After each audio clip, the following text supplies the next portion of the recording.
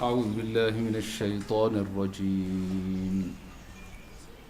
بسم الله الرحمن الرحيم. يا أيها النبي قل لأزواجك إن كنتن تردن الحياة الدنيا وزينتها فتعالين أمتعكن وأسرحكن سراحا جميلا. وإن كنتن تردن الله ورسوله والدار الآخرة فإن الله أعد للمحسنات منكن أجرا عظيما. يا نساء النبي من يات منكن بفاحشة مبينة يضاعف لها العذاب ضعفين وكان ذلك على الله يسيرا.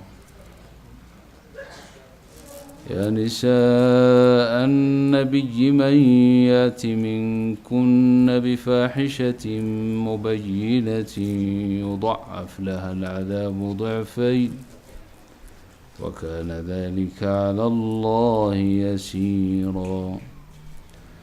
ومن يقنت منكن لله ورسوله وتعمل صالحا نؤتها أجرها مرتين وأعتدنا لها رزقا كريما.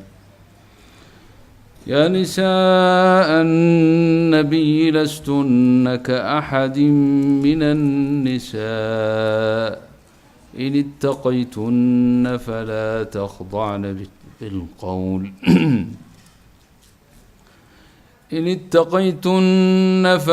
تخضعن بالقول فيطمع الذي في قلبه مرض وقلن قولا معروفا.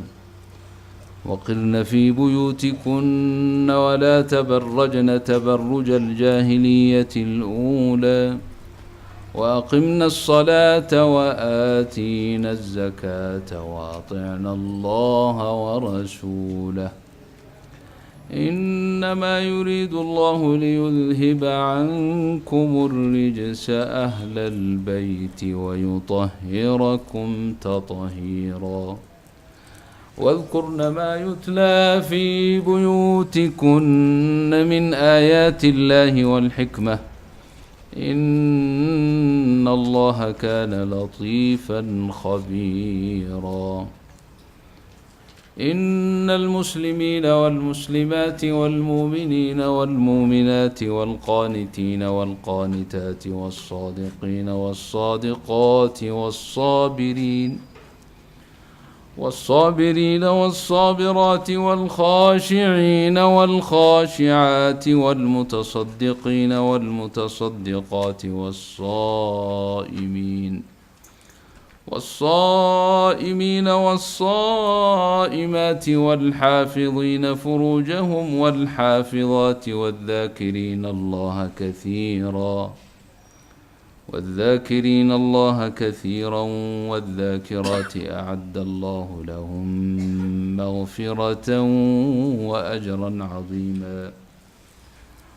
وما كان لمؤمن ولا مؤمنة إذا قضى الله ورسوله أمرا أن تكون لهم الخيرة من أمرهم ومن يعص الله ورسوله فقد ضل ضلالا مبينا.